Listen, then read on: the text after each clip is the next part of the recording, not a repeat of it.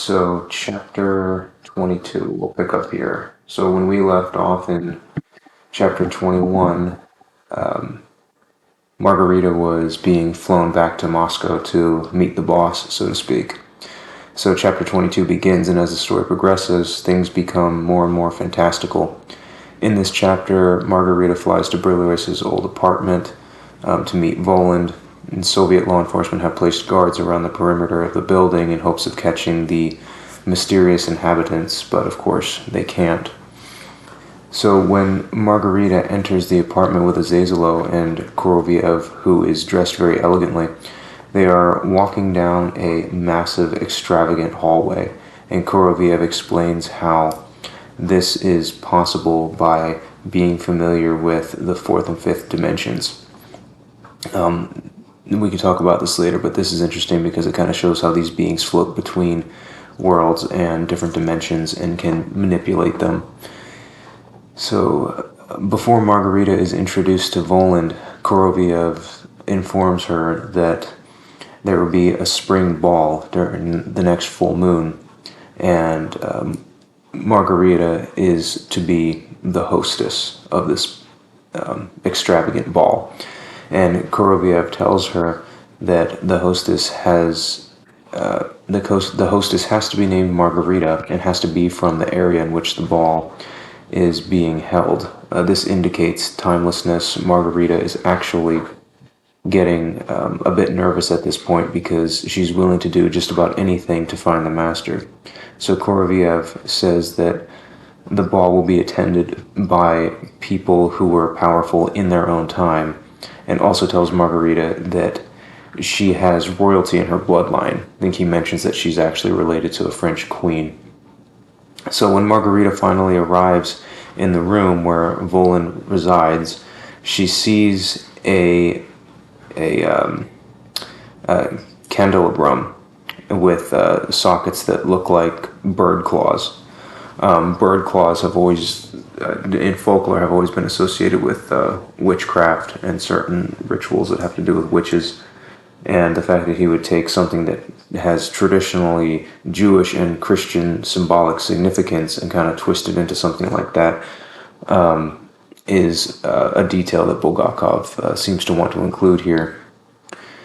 And also, Hela's there stirring a pot of some kind of sulfuric steam, which is also very reminiscent to like a witch in a cauldron. Now, when all of these demons see Margarita, they all bow to her, and they start addressing her as queen later on. So Voland is even less charming in this chapter than he was in the first chapter where we met him, because his eyes are even more off-putting, and his skin looks like it had been scorched by the sun for eternity, as Bulgakov writes. So Hela is treating an injured knee that he says he got from a witch in 1571, which is another Faust reference. Some pictures of the devil that I've heard of also have him with an injury to depict his fall from grace. So Voland also has a special globe that tells him what's going on in the world, and there are fires and corpses being shown on the globe, which Voland contributes to Abaddon, who is an angel of the abyss that's referenced in Revelation chapter 9, verse 11. This entity appears briefly, but won't show his identity, at least not in this chapter. So shortly after that, Natasha and her hog come in, and Margarita convinces Voland to let them stay. So chapter 23. So the entourage then is preparing Margarita for the ball, which is about to happen. And they are dousing her in blood and rose water. The rose water is a reference back to chapter 2 with Pontius Pilate, where he's washing his hands in rose water to symbolize how he is kind of washing his hands of his cowardly decision to do what he did.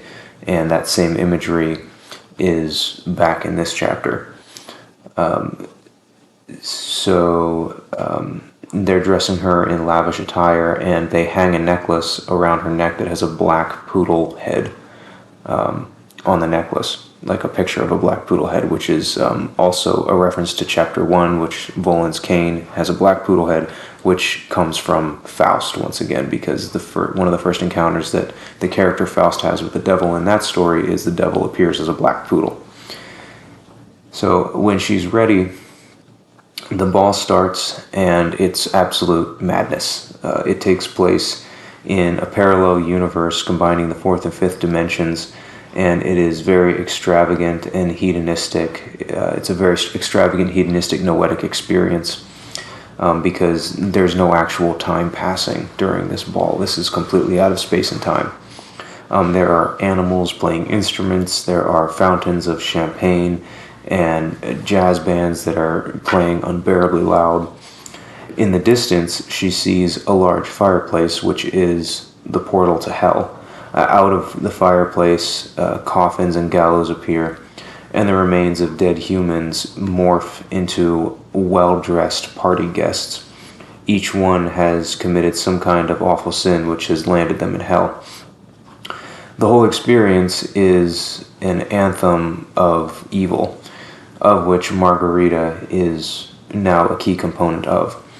One of the most notable party guests that she meets is a woman named Freda, who actually smothered an unwanted baby to death with a handkerchief. And I guess part of her penance or punishment, or her mere ontological existence in hell right now, is that the handkerchief reappears on her bedside table no matter how many times she tries to lose it or get rid of it. So eventually the flow of guests comes to an end, and Margarita is transported back into our world, but the ball is still going on. It turns out that her role as queen is to pay respects to all of those who have woven evil in the world and done wicked, terrible deeds. So at the climax of the ball, a severed head is presented on a platter by Azazelel, and the head is that of Berlioz from chapter 3 when he got decapitated, which also explains who stole the head from the funeral in the earlier chapter when we met Margarita. So Volan then speaks to Berlioz about the beliefs he held in life with regard to the afterlife or lack thereof.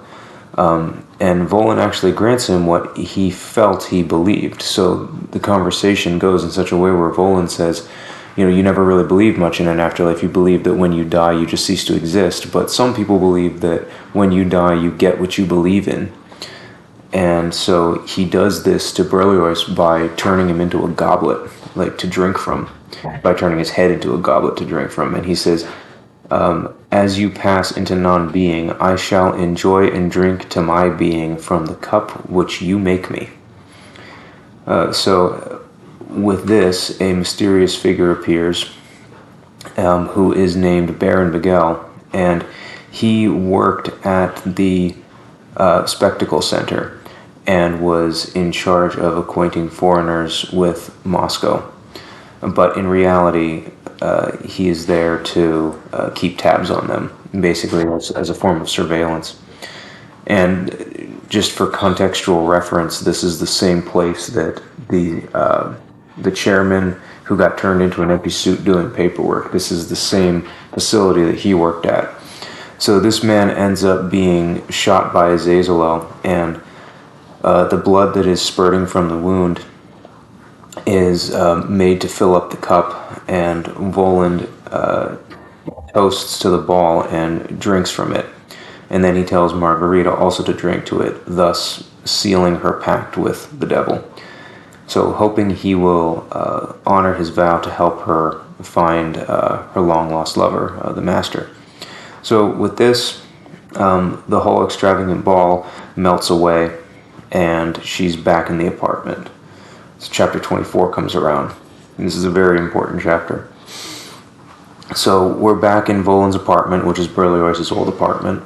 And after some antics with demons, and with Azazelel showing off his skills of how well he can shoot, Margarita begins to consider her nakedness and starts having doubts about her deal with the devil. She's starting to get a little bit nervous. So she asks about the master, and Volan tells her that she passed the test and not to ask for anything. But he offers her something. He does, however, ask Margarita to make one wish, and she chooses to wish that Freda be granted some peace and not to have the handkerchief constantly appear next to her bedside, and to have her not carry it around all the time or be required to carry it around all the time. So just instantly, Freda appears, Margarita consoles her, says, "You're forgiven," and then Freda vanishes. So Volan then anticipates what Margarita really wants, and he demands that she make a second wish. So she asks for her beloved back and to be returned to her in that very second, and in that very second he appears in the room in his hospital clothes. So he basically got transported from the clinic to the apartment. So the Master and Margarita are reunited, and he initially doesn't believe it, but Koroviev gives the Master a drink that is kind of revitalizes him and sobers him up, which is the same drink that he gave Margarita earlier in the chapter. Margarita tells Voland that he came from the clinic and told him about Ivan Nikolaevich and his meeting with Voland at Patriarch's Pond. He also tells him about the novel about Pontius Pilate and how he burned it. And Volan just laughs at this, and he famously states manuscripts don't burn. Then Behemoth holds up a copy of the novel, and it's a copy that's fully intact. So interesting fact about this, many Soviet writers memorized their own work just in case it got banned. And it is said that Bulgakov actually knew this entire novel by heart, which would actually make some sense given that he wrote it twice. So back to the story, Margarita enthusiastically asks Voland to make everything as it was for her and the Master. They want to be back in their old home, living the way they did back when they were happy. So Voland then makes the current owner of their old house appear, and Azazelo accuses him of manipulating his way into their old house. Margarita attacks him in rage, and Voland magically just tosses him out a window. So when the Master voices the concern about the hospital finding him gone, Koroviev manifests the hospital records and throws them into the fire. And he also takes the imposter's name off the papers of the house. So basically, no papers, no persons. So Voland asks Margarita what she wants to do with Natasha, and Natasha begs to remain a witch because she thinks it's super fun. So Margarita obliges, and Natasha remains a witch, and her hog is now returned to human form. And then, a few sentences later, Veranuka, the man who was turned into a vampire by Hela, he appears, and he requests to no longer be a vampire, and he gets what he wants too.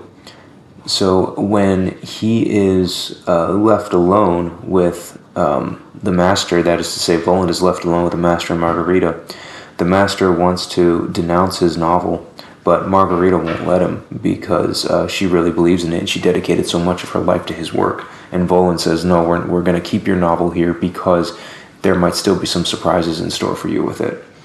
So with this, Voland then bids them goodbye, leaving Margarita with a diamond-studded horseshoe, and the Master with a briefcase containing his novel.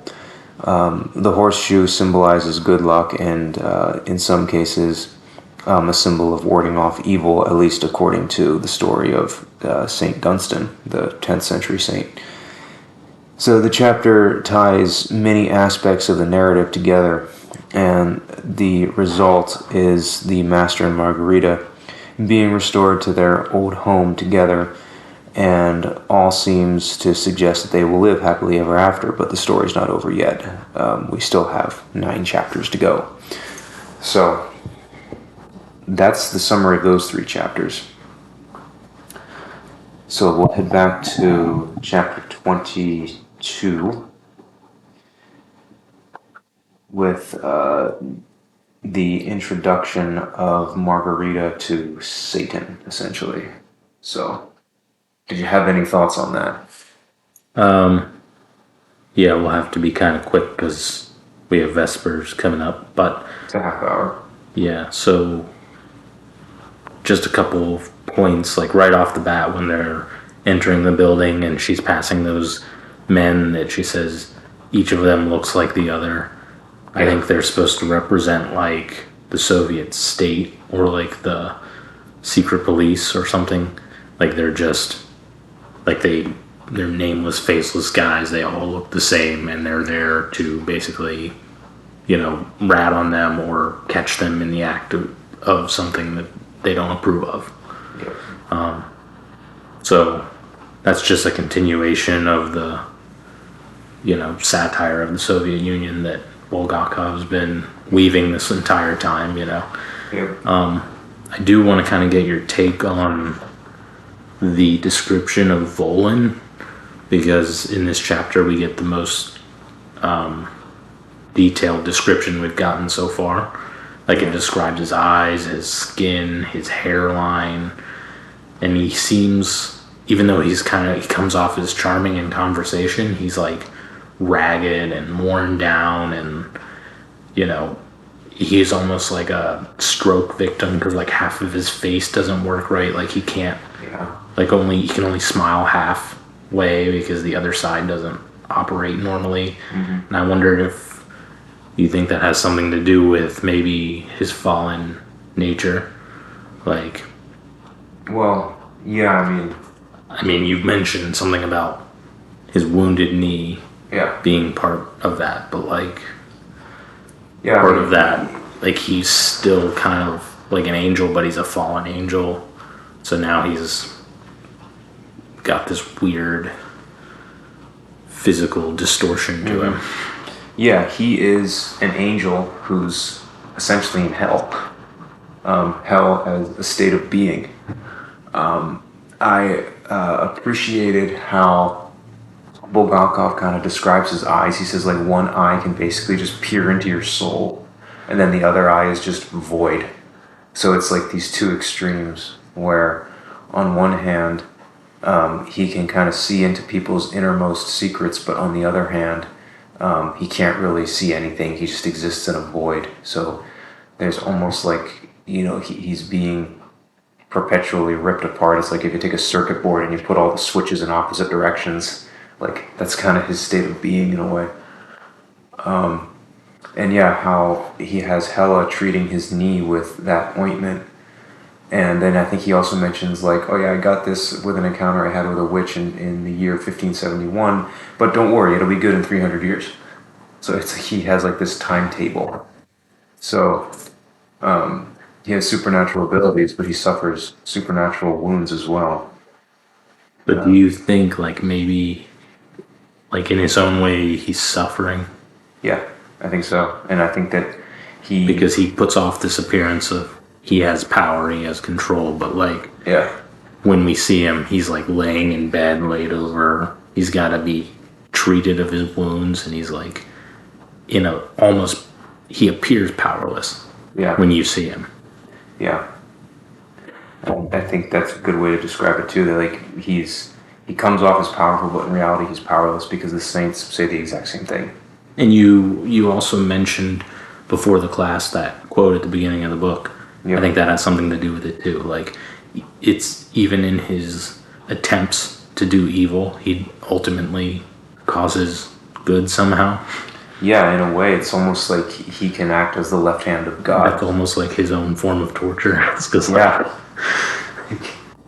he has to serve the deity that cast him out, whether he wants to or not, in a way.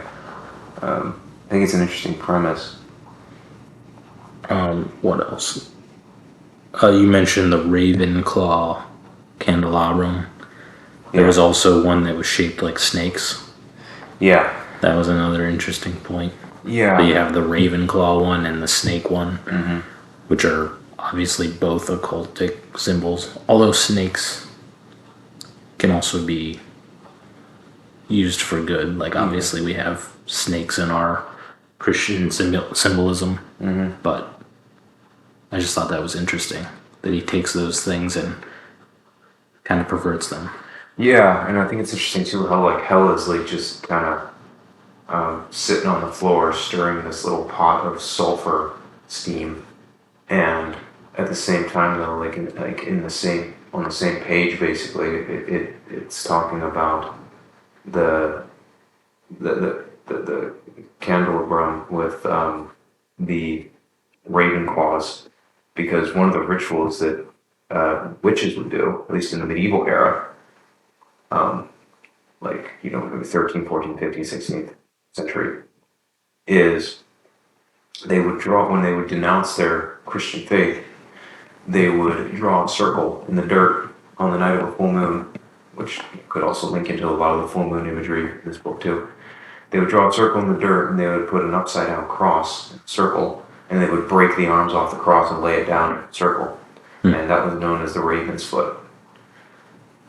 So like the raven's foot became a symbol with, that became synonymous with denouncing Christianity. So to have all of that imagery in one room like that, I think is I don't know if Bulgakov was consciously doing that, but it wouldn't surprise me if he was. Yeah. One other thing for chapter 22 is, you know, Margarita mirroring everyone else's appeals to logic. It's like all the stuff she went through in the last like 2 chapters, like all of the encounters she had.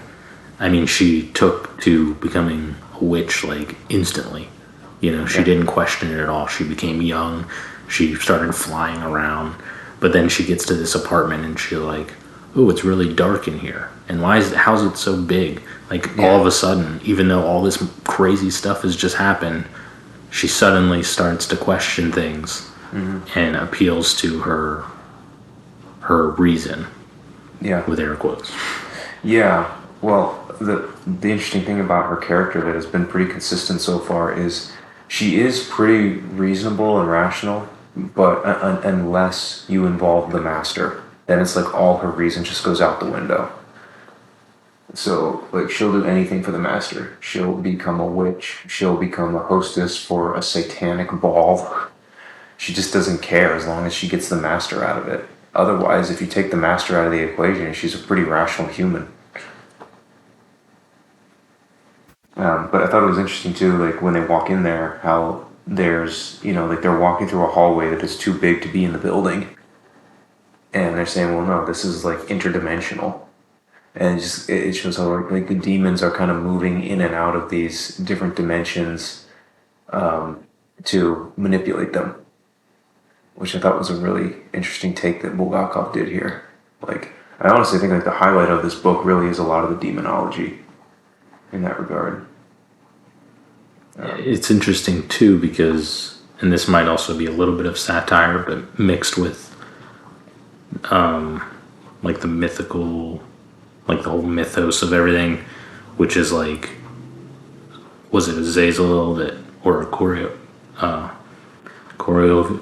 can't even say his name right. Korolev. Yeah, one of them was mentioning about the landlord guy who was like getting an apartment and gaining rooms, and like he was making space that way, and he was saying like us expanding stuff interdimensionally is more real or more like tangible than what that guy was doing. Yeah. Which is like almost a play to say, you know, like this stuff is like natural, and the stuff that humans do is sometimes not. Like the way that you guys like bend the system is different. I don't know, at least that's kind of the way I interpreted it. Sure. Yeah, did you have any thoughts about when she goes in to meet them and there's like the chessboard with the live pieces? I just think that was symbolism for their control over people. Like that they don't, like they manipulate things, right? Yeah. So they kind of see humans as like chess pieces on a chessboard. Like they're kind of moving things around to get things to happen. I think that's all that really was. Yeah, and also the how the king on the chessboard was like covering up his head, like because he knew he was in checkmate. He couldn't do anything about it. Hmm. I found that to be kind of an interesting move on that part. But yeah, what's interesting is like the demon when she walks in, the demons are all paying her respects. They're all bowing to her and everything. There is a trope that I'm seeing a little bit of in here, like with this whole dynamic between Margarita and Satan, where it's almost like how they said that they need a specific kind of woman to be the hostess for this ball to pay tribute to evil. In other words, to make their operations work at this ball. And what I've always found interesting, even before I was Orthodox, but now that I've come into the church, it seems a little more clear to me. Is it's this inversion of a Theotokos story, because it's like with the Theotokos, she is obedient to God, and through that, the operation of the incarnation occurs, and humanity and the cosmos is saved. But in something like this, it's like the devil also needs some kind of maiden to accomplish his works as well. So in the Theotokos story, it's like her saying yes to God saves the world, but in a story like this, saying yes to the devil destroys the world, but saying no to the devil could save the world. So when they're walking in and now all of a sudden it's like she's their queen, it's almost like why are they being so nice to her all of a sudden, when they've just been, quite literally playing hell with everybody else's life and everybody else is going insane. Like why does she get such special treatment? It's like, well, because they said we've searched between 117 margaritas and you're the only one who fits the bill to make this ball happen. And the whole ball is a tribute to evil. So And I was thinking about that too, and I was wondering why that is. Like, is it just because her desire is so strong that she can't fight it? Because ultimately, that's like her undoing, is her desire for the master. Yeah. And they play on that. Like, the devil even gives her a second wish. Yeah. Because he's like, no, I really want you to go after your desire because that's what's driving you. Yeah. Like she, like if we go to the ball scene now, she almost in some ways like tries to show compassion. Like she tries to promise Frida something, and then in the end she tries to uphold that promise that she made, even though she knows it won't. It means that she'll have to give up her wish. But then, like, ultimately, her desire for the master just is, like, too overwhelming, Mm-hmm. And Volan knows that.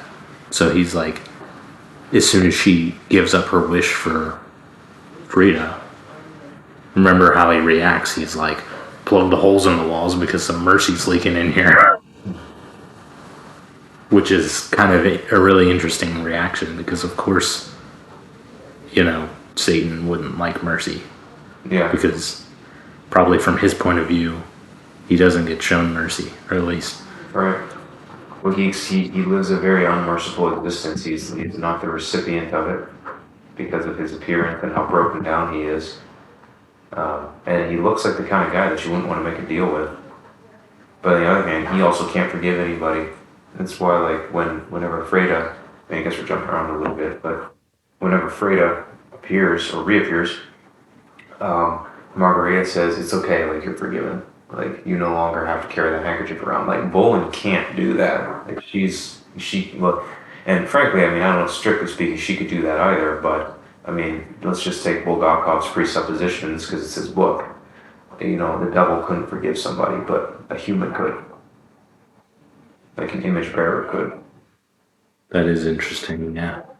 Yeah, because he even says, he can't do it, and it's like, he even compares it to different departments of the state.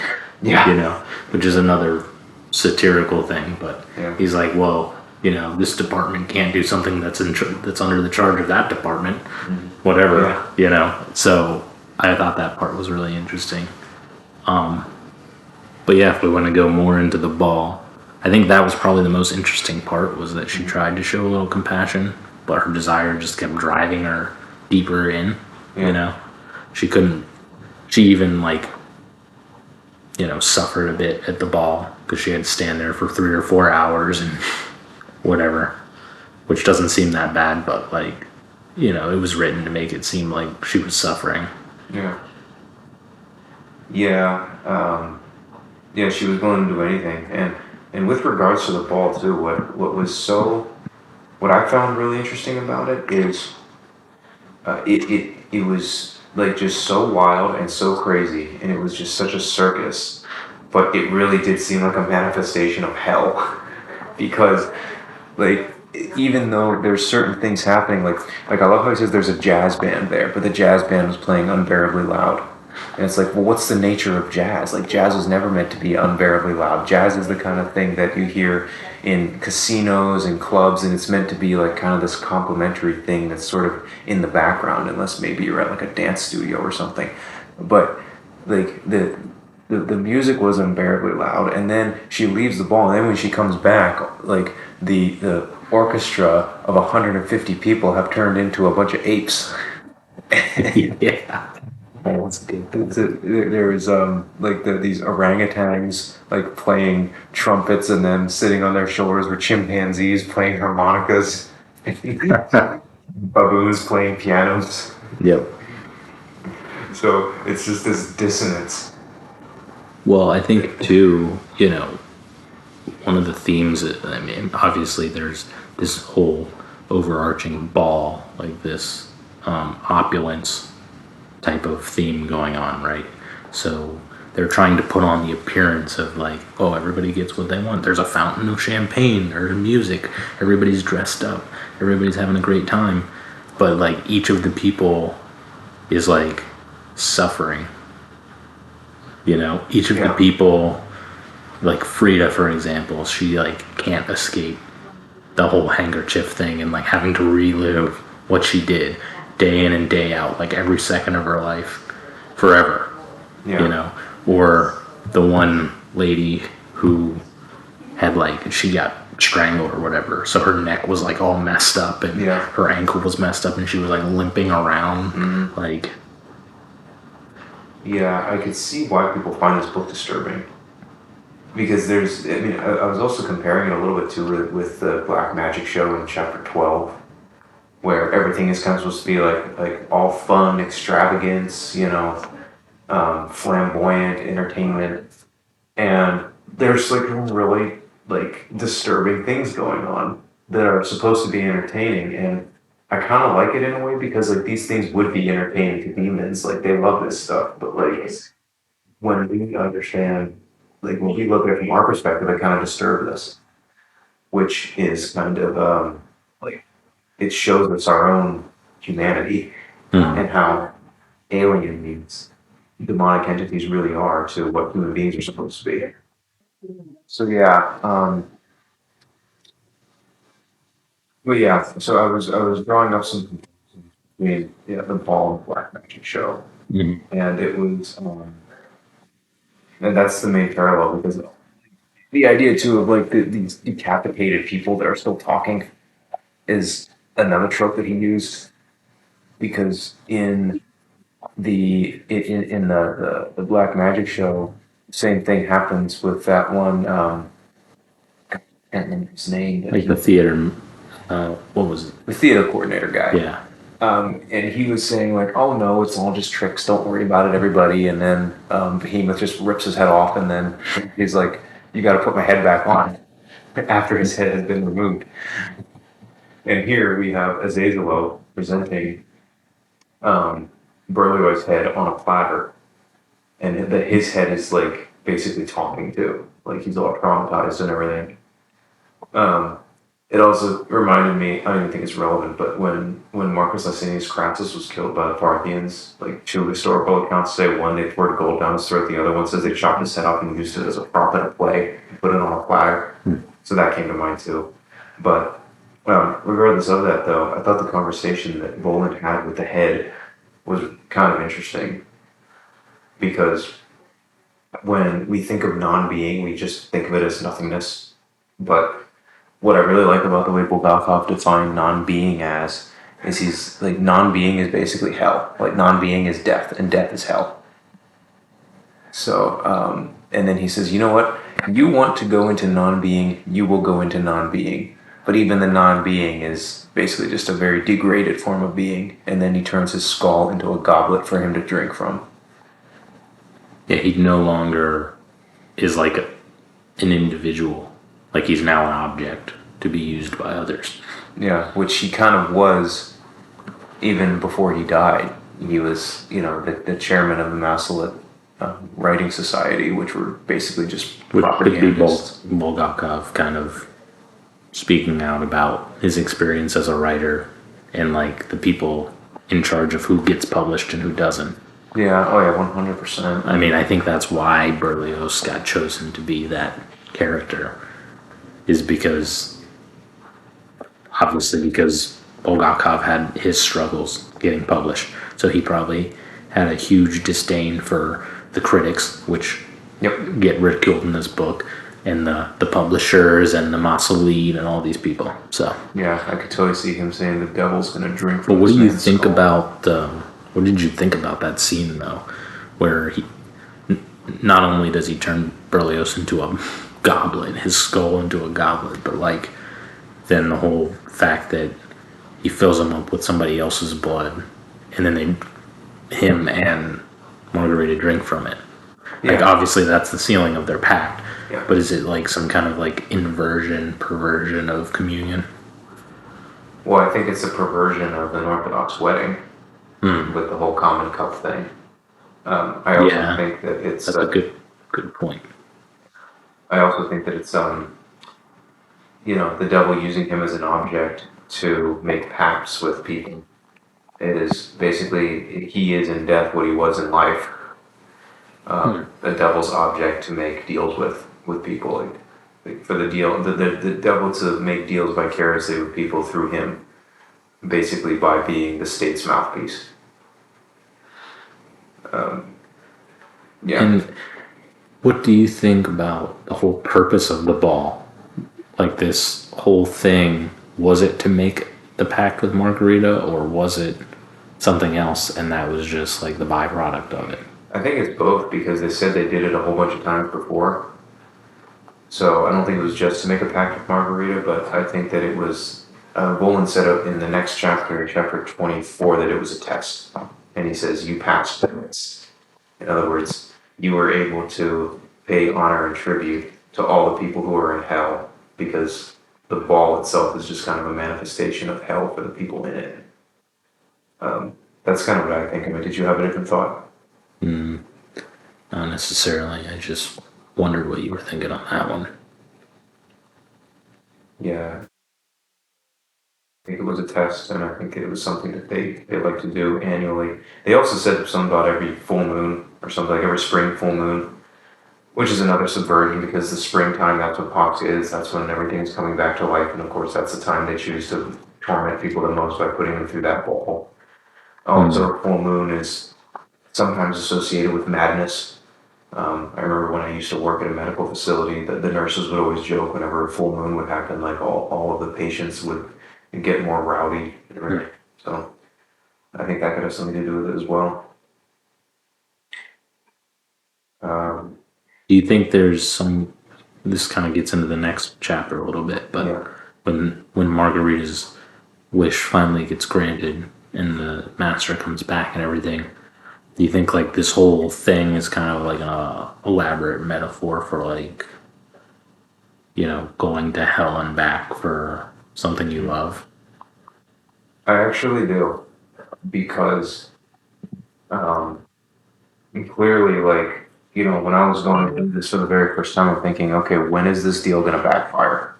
because it has to at some point. You just made a deal with the devil. There's no way it's not backfiring. But it seems like, at least so far in these chapters, things seem to be going pretty well for the Master and Margarita.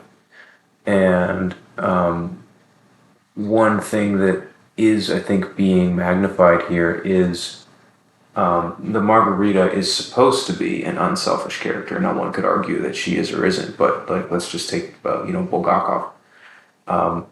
If he's trying to show that she's an unselfish character, that's the perfect way to do it. Is to have her going from hell and back to get the master back.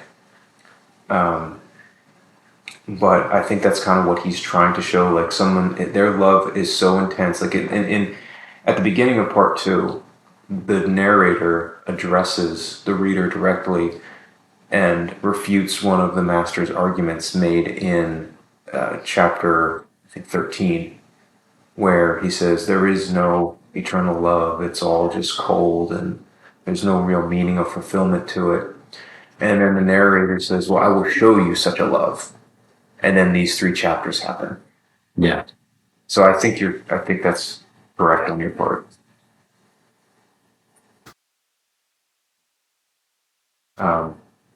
Yeah, in terms of what did you think about, did you have any thoughts about the horseshoe that was given to Margarita? Not necessarily.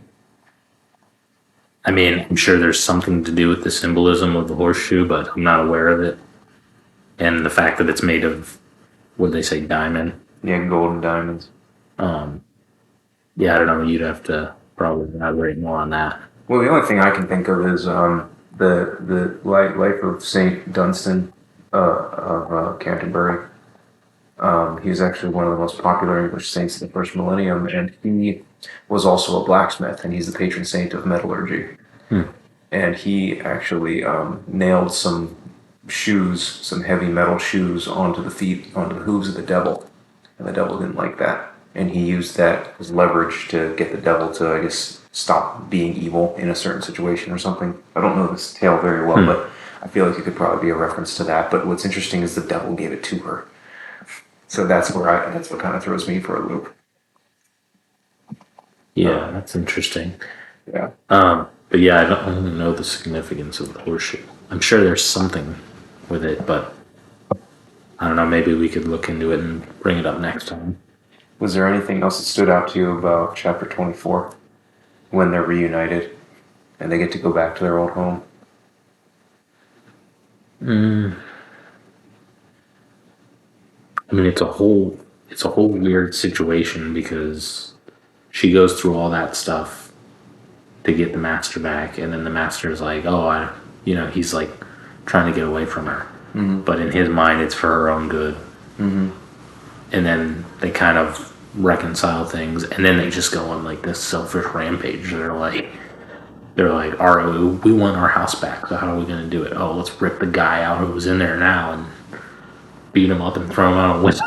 Yeah. Like, it's almost like they have all this compassion and love for each other, and then that actually causes them to be horrible people to everyone else around them. That I honestly think is a reflection of Bulgakov and Elena. I think you're right. Yeah, I mean, it's very obvious he wrote this book about, his third wife and his life as a writer. And so it's interesting because, like, while you're reading these characters, like, I'm thinking about the master as if he's Bulgakov and Margarita as if she's Elena. And I'm like, man, you guys must have been crazy. Yeah. These two people, I mean, they did grow up in a pretty insane regime, but yeah, definitely interesting people. But all right, so I guess Vespers is about to start, but yeah, so I'm seriously considering doing all 9 chapters in the next class and wrapping things up then, because these chapters really aren't that long at all. So considering doing that, I'm going to run it by Eleni, I'm going to run it by Father Hector, see what people say, and then maybe use that next date to start the next book if I can get a blessing to do another study. So we'll see how things pan out. But all right. I guess we'll say a prayer to the Pangia, and then we'll head up to Vespers, which has already started.